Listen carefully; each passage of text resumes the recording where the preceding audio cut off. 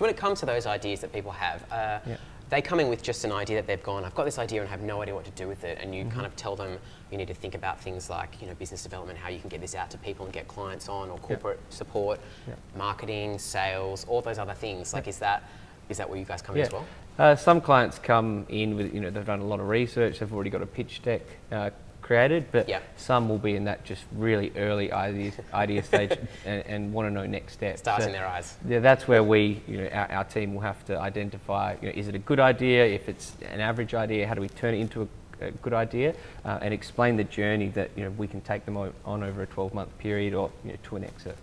And that's the thing. Part of that whole process is getting investors on board, building it as an actual business and a commercially successful entity. So when it comes to investors, what's your number one tip or the way you'd recommend people to sell themselves to investors? If they're in a room pitching to them, whether it be for the first time or they've done it before, what's the first thing you look for? So, be super confident, understand the industry. When you say confident, do you mean in like yourself, in what you're doing, like, that confidence like that, or confident in your product, or both, or whatever? Both. I mean, I look at it, some founders, and I think they may struggle to get a coffee with, a venture capital firm, investor, or get a partnership over the line. So more confidence, the better, because, the confident ones, they're going to be able to pick up the phone and hustle that meeting and close the investors and the partnerships. Yeah.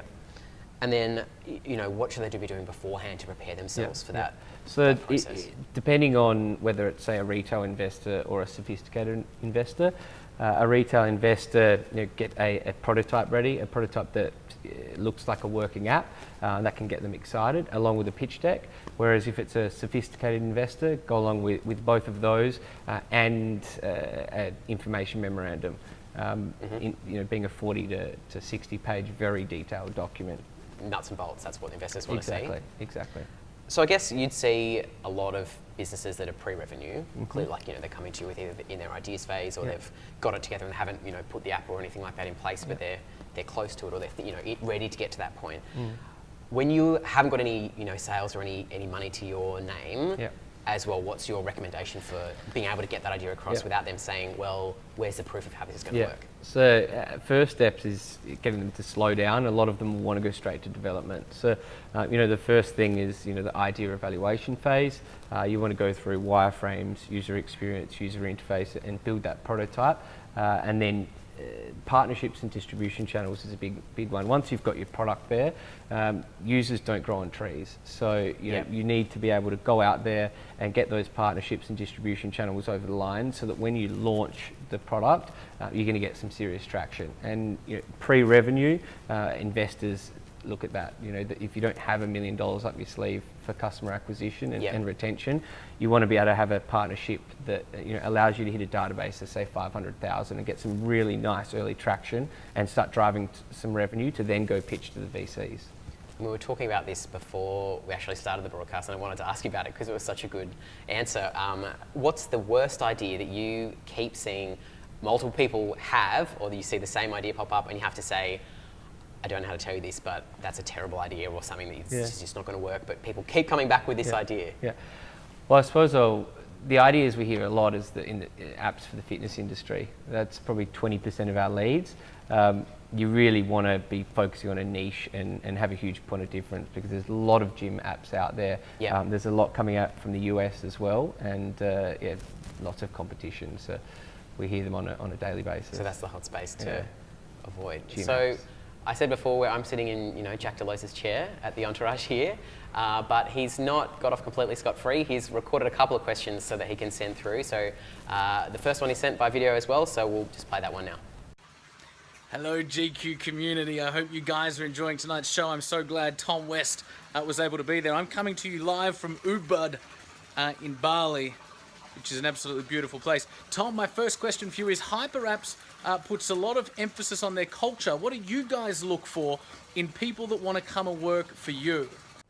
So I think the main thing would be, being obsessed with the industry. Waking up every morning and being really excited to get to work. And I suppose I'll give you an example of one of our fantastic colleagues, Alistair Hart. He wakes up at 4 a.m. in the morning. He goes for a surf for about an hour and a half. And 4 a.m. Exactly. Wow. and he fantastic guy. He comes into the office with a smile on his face every single morning. I don't think I've ever seen him in the morning with not a smile on his face. So we have a funny joke because one of our engineers hacked our Slack internal channel, and every time it loads every morning, you see in 2017 be as happy as Alistair Hart. So yeah, just culture is key, especially when you get past that 10 employee mark. Every morning, massive smiles on the face. Going through those stressful times that every business has. You need to be positive, happy, and obsessed with the industry. That's good points. So we've also got some questions coming through on Facebook. Some were written a little earlier in the day from people who'd seen that this was coming up. But if you have any questions, make sure you feel free to write them in, and we'll get to as many as we can. So the first question that we've got from our Facebook audience is from Nicolina. She says, how do I find out if my idea has already been done so I don't waste time trying to get a done idea off the ground? Yep. So first I would search in the App Store. Secondly, search Google. Just Google the hell out of it. Google. Look for some press that they may have got. If someone's launched, they'll usually be able to get a couple of articles, and they'll usually pop up in Google. So within 10-15 minutes, you should be able to find whether it's been launched or not. So it's not like a labour-intensive process to do that kind of research to find something that's been done? 10 or 15 minutes, yeah. Unless it's happening behind the scenes and hasn't launched yet, then it's hard to find out. Yeah. Okay, well then our next question is from Jack, not Jack Delosa, another Jack, who says, if I have an idea for an app but have no experience in building one, what criteria should I meet to put me in good stead as an app owner? So do I need to learn to code, for example, to learn the basics? What are those first steps? Yeah. So I suppose you could come to Hyper, of course. We will. Plug number one. We'll help you along that journey. But ultimately, we want to be able to hand over the product to a founder's internal team, especially when they're scaling globally. You need those dedicated full-time engineers. Understand the market. Make sure it's a big problem you're solving. Make sure it's commercially viable, and then go from there. But you don't necessarily need to learn the ins and outs of coding yourself to a degree? Or? Some will say quickly find a technical co-founder, and I suppose depending on the idea or the business, it's important to have someone that understands, especially if it's a tech business, the way it works. Yeah. We have a lot of successful clients, and my business partner and CTO Sasha Reed is just an absolute gun at what he does. So he'll be able to help them through that process and educate them, but ultimately there needs to be someone with a bit of technical experience to handle when they go from Series A and start scaling globally. And then a question from Mike, if I have a really good idea for an app but I'm struggling to decide what to call it, should an app name be literal so it's obvious of what it does, or should it be a bit more serious to kind of get that intrigue? So I suppose firstly, don't stress too much, especially right at the start. Name's not everything? Name's not everything. I mean, I would say keep it very simple. Keep it a name that is easy to remember. The last thing you want to do is have a hard to spell, hard to remember idea. So there's a lot of different websites that are name generators. Have a play around with them. Just Google it, name generator. They'll pop up, and then you should probably within the 4 to 6 months of having that idea and starting to work on the product, finalize the name. Because I know a lot of people, when they're building an app, they decide to pick a name that's not necessarily explicit of what it is, but it's something that a similar word or phrase that's some way connected to that field or that industry or whatever it's kind of be like. Is that something you'd think of? Yeah, definitely. I mean, just keep it simple. Keep it really simple and easy to remember, basically. Well, questions come through from Lachlan on the Facebook Live. Yeah. How does one safeguard against copyright when using offshore freelancers like Upwork or things like that? If you're using someone like that, how do you protect yourself? So be very careful. We hear horror stories on a daily basis. Right. Definitely get a lawyer to have a look at all of the agreements with the freelancer and make sure you own the IP, and just then be very selective and careful. I mean, I would usually steer away from Upwork.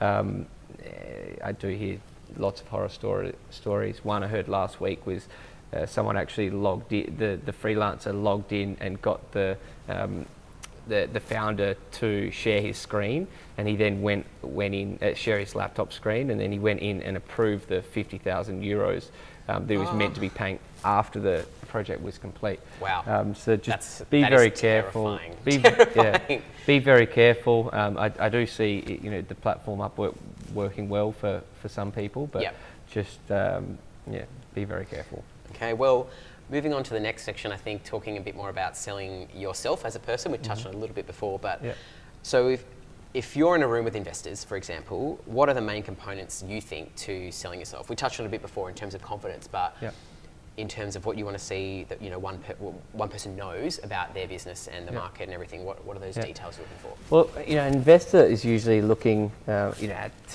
does this founder understand the industry? Do they know a lot of people in the industry? Are they going to be able to get some serious partnerships over the line very quickly? And just have that confidence, ooze confidence throughout the meeting.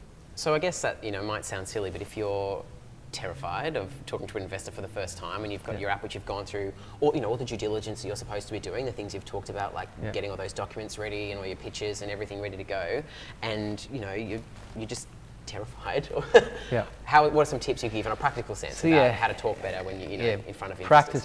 Practice. Stand in front of the mirror, record yourself over and over, and if that doesn't work, take an advisor or a mentor or a board member in with you, or last resort, find a co-founder that can ooze that confidence and has that selling ability to be able to convince an investor to invest. Is that a big thing in that sense? Like on that, for example, do you bring someone in who is much better at being the, wow person to kind of sell it, as if you're, more of the nuts and bolts or a bit more reserved?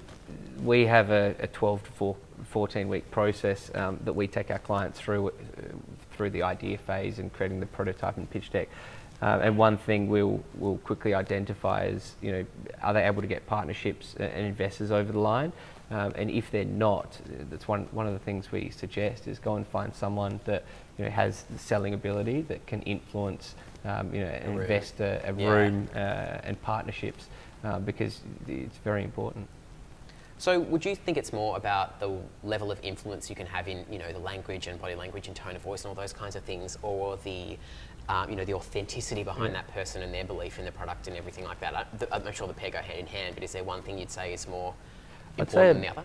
Bit both, but swaying towards the influence. Okay. It's being able to take money off someone. It's a bit of a fine People art. don't want to part with money easily. It's a bit of a fine art, and you really do need to be able to influence that person big time. Same with partnerships, getting them over the line. If you can't influence someone, it can be extremely difficult and just slow down the process. Yeah. So we've got another question coming through from Jack in Bali that he recorded. We'll play that one now. My second question for Tom from Ubud in Bali is, Tom, you guys have taken a lot of apps from idea phase right through to successful capital raisings and successful launches. What are the keys to effective selling in 2017 online to get an app to really kick? Yeah, so what would you suggest? So I would suggest, growth hacking is a massive one. Innovative ways to acquire users.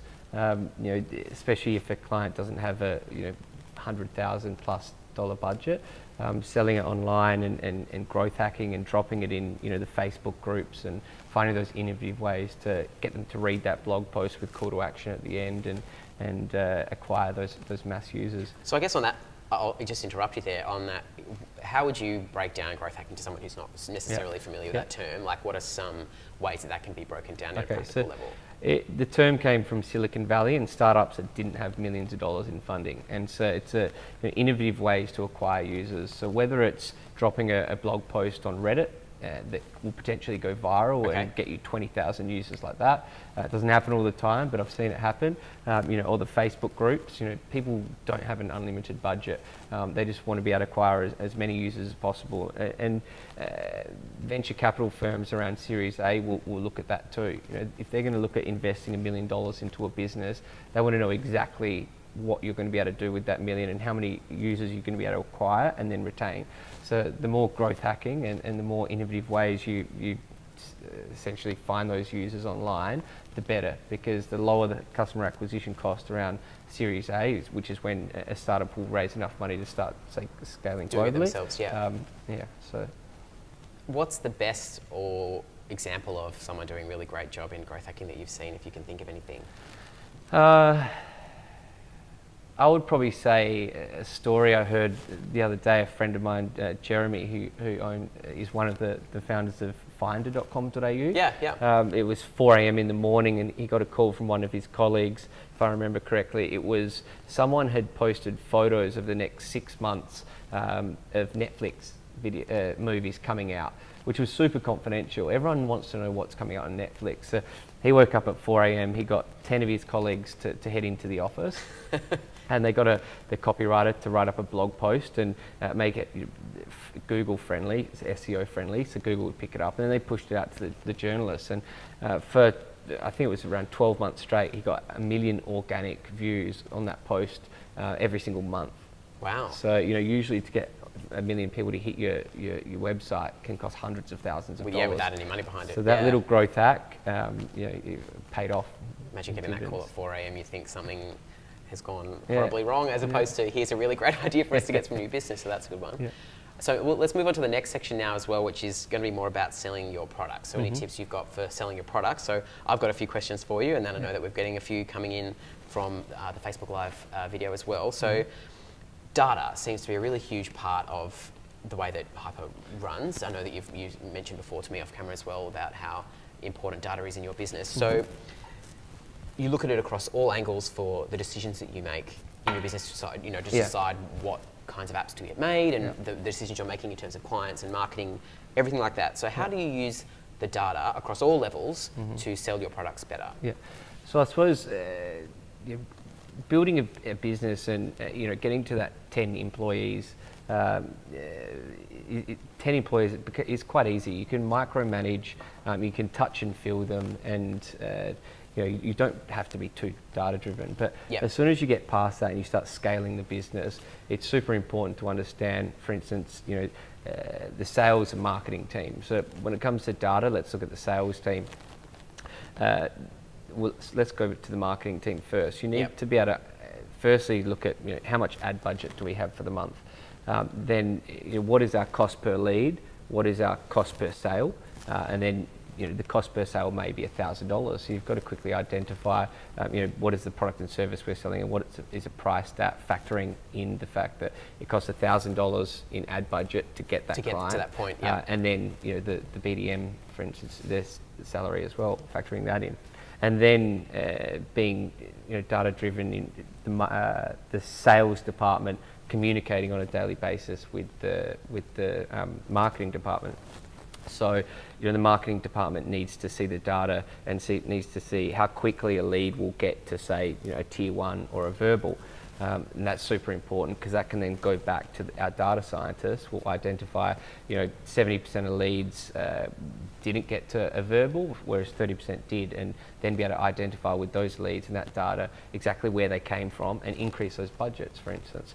So scaling a business, you have to become super data driven. Otherwise, you're playing too many guessing games. Well, on that, I guess too, in an emerging market, you're making apps all the time, new fields, new discoveries, new ways of doing business. And for example, Facebook changes its algorithm all the time as a marketing platform for how you manage that data. So you mentioned having a data scientist. Is that something you'd recommend for a lot of businesses when they get to a certain point to say you need to be able to really have someone who's smart with all of this to be able to do it properly? Definitely. Yeah, when I remember I was running the Facebook ads myself, our cost per lead was $150, and that led on to probably having a cost per sale of $4,000 or $5,000.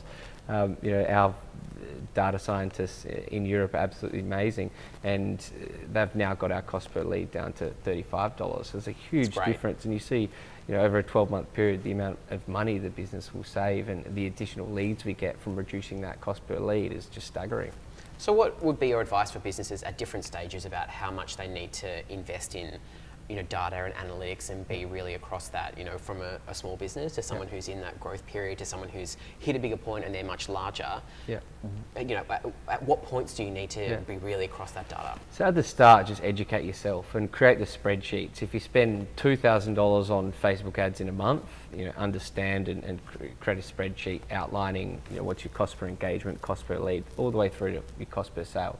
I would say one of the first hires would be a growth hacker, accompanied by a data scientist. Especially once you receive funding, let's say it's $200,000, you need to spend that money wisely. Because investors will not give you another cent unless you've spent it wisely, and your cost per sale is down, your cost per lead's there. So I'd say growth hacker and data scientist, the first two hires. It's good to know. And then what about using data to make KPIs and targets and everything for your employees internally? How do you then reflect that data you've seen out there to make sure your staff are performing the best they can? Yeah, exactly. So let's say the sales department, for instance, it's important to set those KPIs, so you don't have to micromanage them as well. And let's say our business consultants, they know that they have to make X amount of calls a day, and they'll get onto X amount of decision makers, and then they'll book X amount of meetings. And when we hire new business consultants, we'll know what the average is. If they speak to this many people, this is how many meetings. So you can quickly identify whether they're doing a good job, and hitting their KPIs, and then through to the BDMs that have to sit down with a certain amount of people, and then tracking the close rate. So if they sit down with 100 people a month, that they're typically going to sell this many sales. Yep. So having those KPIs and being data driven is just so critical. So we'll get to the last question from Jack now, from his glorious poolside location in Bali. We'll play that now. Tom, a lot of the people watching tonight will be entrepreneurs, people trying to sell really great ideas inside of organisations. What's the thinking process or some of the criteria you might use in order to assess an idea's validity from one of your employees? It's a good question. Yep. So I'd probably say the first thing to identify is how much will it cost to roll out internally. Let's look at a bank, for instance. An app may cost millions of dollars to roll out because you've got to train, potentially thousands of staff. Yep. And then, will it increase efficiencies? Will it increase productivity as well? If you can identify that it's going to increase productivity and save hours, for instance, a manual form on paper that then has to be scanned, you could be onto a game changer. If it's going to save time, it's then going to save money. As long as it stacks up with the amount it's going to cost to implement and roll out in a corporation, for instance.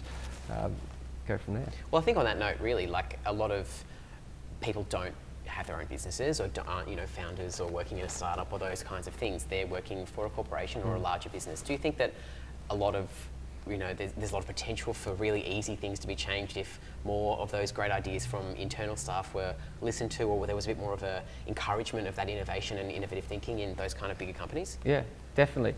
If it works in a big company and they execute their idea correctly internally, they can then license that out to their competitors, for instance. It could work really well. 70% of our clients are 35 to 55-year-old corporates, and that's what we're targeting. They've got that experience, they can execute, they can get those partnerships over the line, articulate, going to be able to get the coffee with the investor and the partners quite easy, so that's what we're after. Right, so another question coming from Facebook from Daniel. It's a pretty basic one. How much money do I need to start an app? Yeah. Okay, so how long's a piece of string? I knew you'd say that. It depends. We need to identify, is it a web app or is it a native iOS and Android app? I'd probably say, pick the industry. You may want to just roll out Android to begin with. Let's say you're rolling out an app in India where predominantly Android users, whereas a fashion app in Australia, predominantly iOS, say.